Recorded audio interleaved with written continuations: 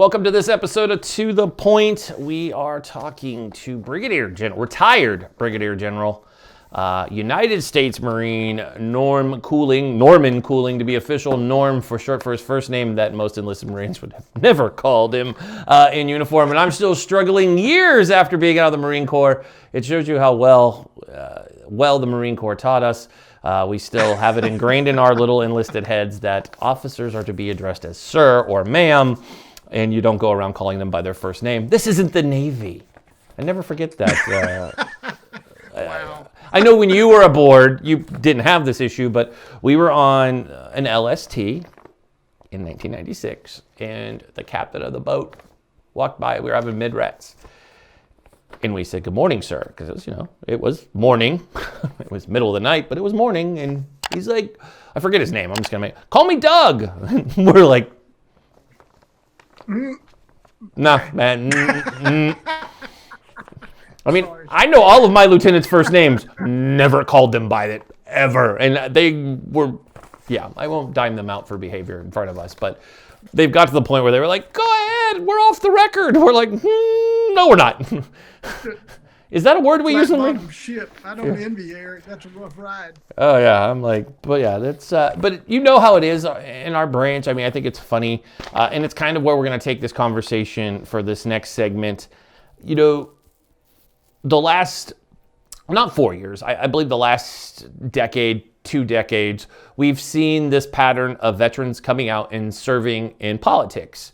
It's nothing new to our country. We've had Eisenhower has served as a president, JFK, a Navy vet, President Bush, obviously, and that's kind of where it ends. But then you look in Congress, and currently, you have Navy SEAL Dan Crenshaw, Senator Duckworth, the combat veteran Duckworth, several others, Seth Moulon, United States Infantry Marine, by the way, from Massachusetts, and others. There's a whole bunch. We had a downturn this election season, though, where less veterans got elected. In fact, the big one out of Michigan, the pilot, he ended up losing after they thought he was going to win, and he was heavily endorsed by the president. Now, a lot of people ask, how come more veterans don't run? We want vets in office. We saw Mitch McConnell able to defeat Marine Corps fighter pilot Amy McGrath, which I thought was crazy that in Kentucky that a Marine wasn't elected over, Emperor Palpatine. But it just blew me away. I mean, and just how disrespectful he was to her. That made my Marine blood go boiling because he just laughed at her, and I'm like, she could knife hand you right now, dude. Like just straight up knife hand you, and everybody would know what that meant. Do you think we're going to ever see a president who actually served again? Or is like Bush the last president that ever... I mean, I just don't see anybody coming up through the ranks that's going to make it to the greatest office. I mean, even Crenshaw's more of a Hollywood guy now than what he ran against 4 years ago. He's, making Avenger-style movies, and I don't know how many people are going to take it serious. Like the days of Eisenhower. I mean, we had, Stormin' Normal Schwarzkopf. He never wanted to serve. The closest we had to an officer I believe, was Colin Powell when he served as Secretary of State, right? So do you think we'll ever get anybody back in the presidency Well, I wouldn't rule it out, Eric. The reason I wouldn't is because the quality of talent that we have in the armed forces is considerable. So I think we certainly have numerous people who could do a very credible job in the nation's highest office. We've had some that have already distinguished themselves in very high cabinet positions, as we kind of spoke about previously. I think it will be more unusual than it has been in the time period you referenced, because of course we've been an all-volunteer force throughout the global war on terror and really since the end of the Cold War. In the Eisenhower era, all the way up through Vietnam, the presidents that were elected in that time that had military service were part of a drafted force. That doesn't mean that they were individually drafted, but it was a large mobilization of the American public to deal with those threats. World War II, Korea, Vietnam. and we don't have that anymore. So I think that's more a reflection of that dynamic. And the same thing is true in Congress. Um, there's actually been a modest increase, as you know, in the number of military service members or veterans, I should say, who have gained a congressional office in the last decade or so, based on the global war on terror, than there has been prior to that, which was it reached the lowest point that it's ever been, I think, in the modern era. Yeah. I just think we're in a different space now. Let me get to the right camera. That would always help. We're in this different space where everybody is looking. It's almost like veterans are the people you look for. The military is like you. I think it's a pattern of calmness because for some reason, whether they love military spending or don't, depends on what side of the aisle they sit on, people absolutely love where we're at. I think Jack Nicholson said it best, where, you need me on that wall, you want me on that wall, you understand. It's a job they don't want to do, right? What is it? Less than 2% of the nation volunteers to serve this country. Those numbers aren't going up. Enlistment and folks re-enlisting is down because they want to come out and they see successful veterpreneurs. There's a word, veterpreneurs. It's an interesting time, and that brings me to the kind of the meat and potatoes of what we're talking about.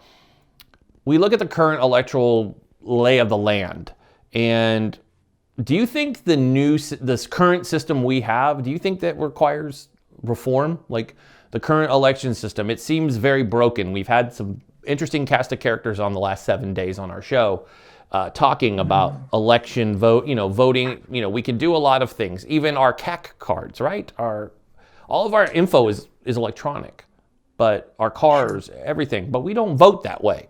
You could put my military history, every single thing in it goes in this card, but I can't vote. I got to go and stand in a line, and there's no security there, but you want me to believe my information is safe on this little card? I mean, granted, it's the military, but do you think we need reform when it comes to the current electoral process? You don't have to give away any political opinions on this, but do you think we need some reform in there? No, I think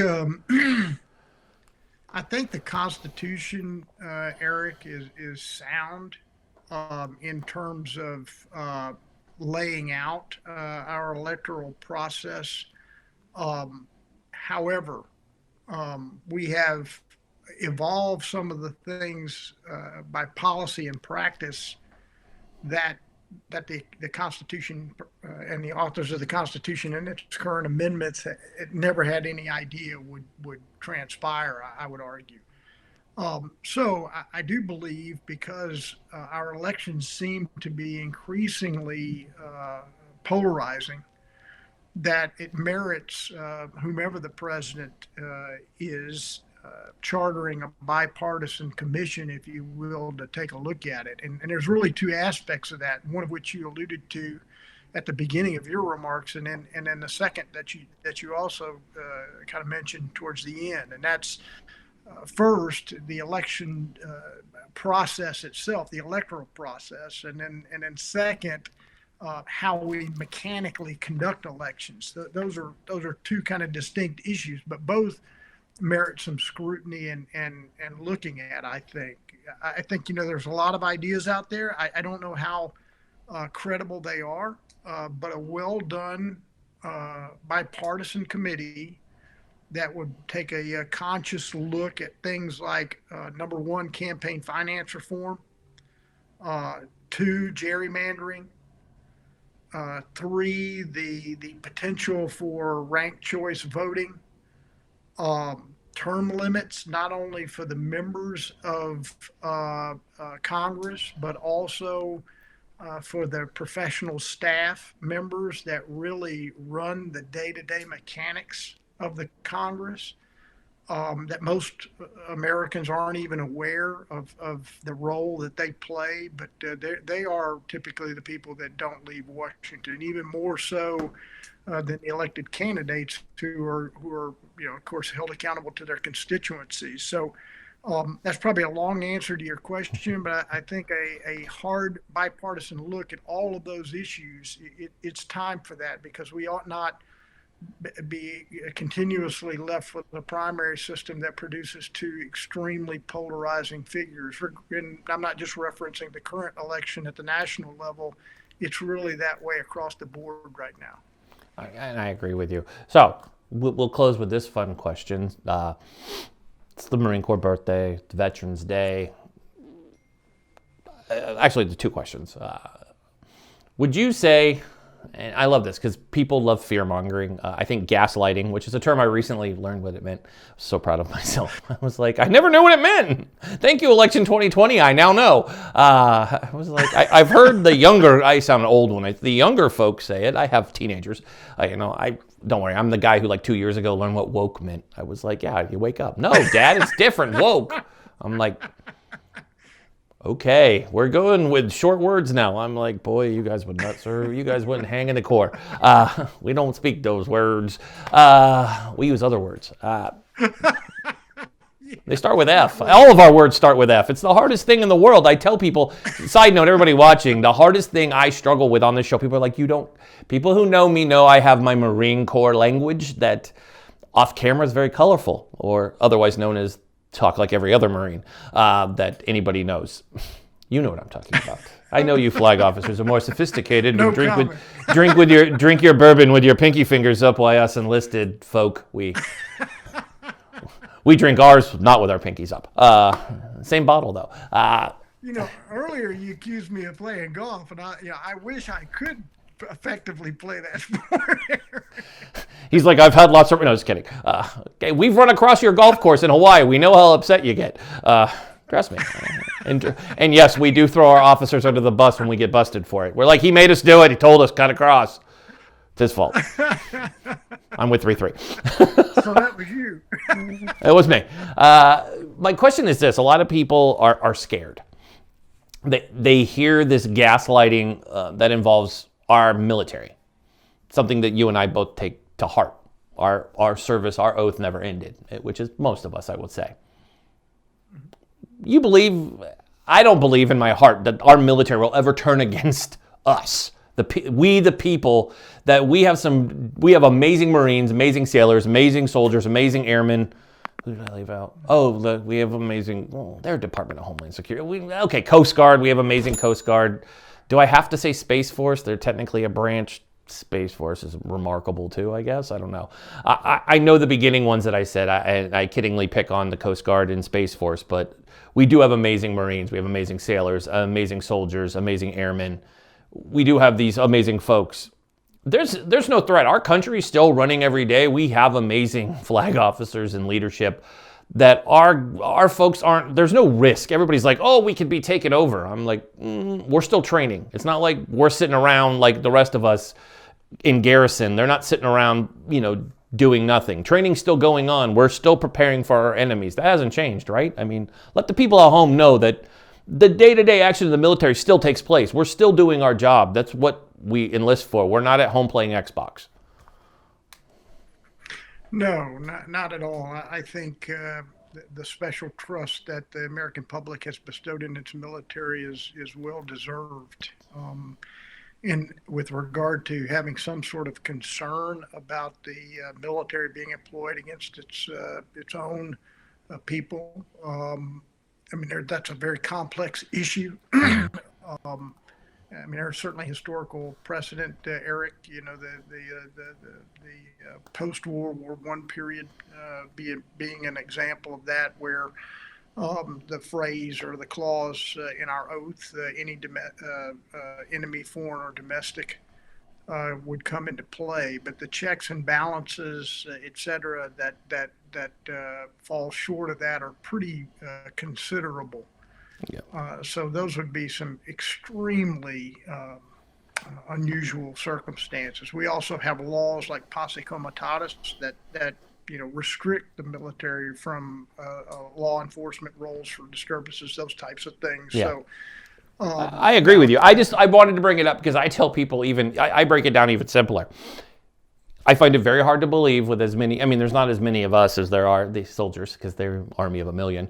There's 286,000 of us. There's not a lot. It's Marines. There's not a whole bunch of active duty because we're never the biggest branch. They've actually downturned us a little bit. And there's not a whole lot of us as veterans. It's just, let's just face it by the numbers, it just, by sheer volume. But the one thing is you have a lot of veterans, which you didn't have in these earlier when people referenced the Civil War. The country wasn't as old as it is now. We're talking, the World War II took, well, not World War II, that was the Civil War took place, not far from when the nation was created. Now you're looking here, it's 2020. Right. All these people have served. We all know how our branches behave. We know how our loyalty, even in uniform, we are to veterans. This is something I keep telling people. I'm like, it's not what you want, the gaslighting going on, the fear factor that people thrive on. And I'm not accusing the current president of doing it, but it's people around him that have this gaslighting fear that they're like, the military will come get you. And I'm like, actually, no, they won't, because we respect each other. We fight side by side. I find it hard to believe when somebody's like, oh, the Marines. I'm like, a Marine comes to my front door, he's not taking me away because he's going to see my EGA, and trust me, that is bond that goes deeper than anything. They're not going to do anything wrong. You've watched one too many World War II movies, you're confused. They're going to laugh, and I'll probably throw them a bottle of booze. That's how this works. That's how you feed infantrymen, by the way. We're really simple. We work off booze. Nobody wants an MRE. You show up with an MRE, we're walking. I had to laugh, I'll tell you this, Norm. Oh, look, I called you Norm. I didn't call you sir or general. Woohoo! There we go. See? I didn't call you a low-level employee either. I've seen other people called that. Colonels. Damn, it sucks to be a colonel, doesn't it? That's rough. You're like, I was a general. Yeah, I agree. He is low-level. I'm just kidding. You didn't say that. I just made that up. Don't drag me into that now. Not getting into that. But no, it's true. I'm a low-level employee. I said there's the most accurate statement. Yeah, if it was enlisted, yeah. Colonel? I've never heard a colonel listed. Sorry. But I have to tell you this. I saw this the other day. It was a Marine here in Portland. He is the general manager of Fogo de Chao, the Brazilian steakhouse. Where I'm telling you, if you've never been there, that place is like, if you're a red meat guy, which most Marines are. If you say you're a vegan Marine, it's kind of weird, but I've never met one of those, ever. I'm sure they exist, but they are. I once met a Marine who doesn't curse. Well, I was shocked. Then I didn't believe him when he said he was an 03. I was like, you're a liar. There's no such thing. Never met one of those. Good guy, though. Really good guy. Dan Evans. Love Dan. Good guy. But I was laughing at his post because he's like, today is the Marine Corps birthday. Come in and get your food and then watch everybody come get. He's like, why does nobody give anything away for the Marines? There's no free meals for the Marines. I'm like, no, because we fight for everything. We don't get brand new gear. We don't get brand new helos. We don't get brand new weapons. We don't even get free food. It's like, yep, we know. We joined the greatest branch, hands down. Let me ask you, what is, in all of your time in the Marine Corps, I'd love for you to share one, you can make it brief. What is one of your fondest memories of, you were a leader of men, and I don't disrespect anybody. You're a leader of Marines is probably the way I should have phrased that. Don't want to make our sisters in arms feel uncomfortable in any ways because they're Marines just like you and I.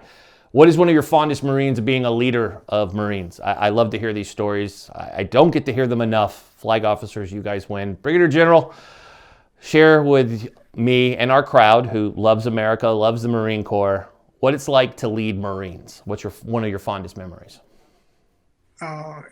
Eric, I mean, they're really too numerous to count. I mean, I spent, as you know, 33 and a half years in the Marine Corps. It was my life's calling, and the highlight of it every day was having an opportunity to work with young men and women of extremely high character and a willingness to put themselves second to the mission and lean in.